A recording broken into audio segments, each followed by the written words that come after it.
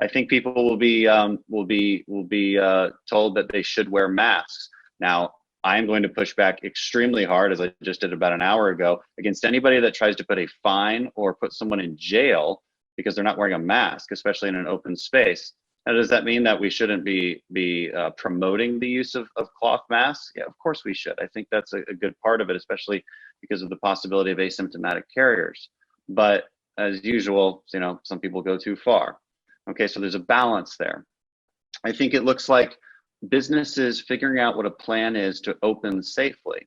For restaurants, maybe that means still doing takeout. Maybe that means simply removing some seating from their restaurant, or pushing everybody towards outdoor seating. In Texas, we've got a lot of outdoor seating because, well, it's hot a lot.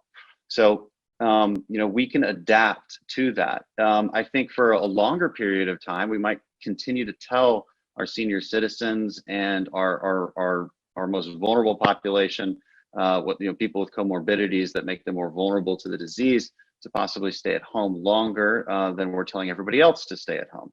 Okay, so there isn't a switch that will occur. I don't like this false choice that often gets talked about between staying at home perpetually or people dying. That's not the choice. It never has been. We have long known that the purpose of flattening the curve was to basically preserve our healthcare system. It never stops the spread of the disease. We have a virus without a vaccine. You literally cannot stop it. But you can flatten the curve so that we can deal with it effectively. The area under the curve never changes. This is another thing that they don't say enough. And it leads to, I think, bad public conversations about what we're really dealing with.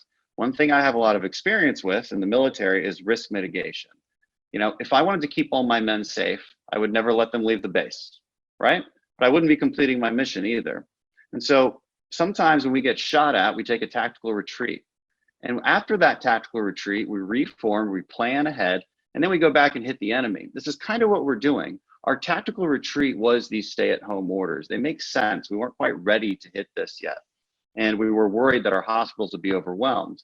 We have to come out of that retreat, and we have to be smart about it. And that looks like, I think, the staged reopening that we're going to be doing in Texas, and that new normal that is associated with that.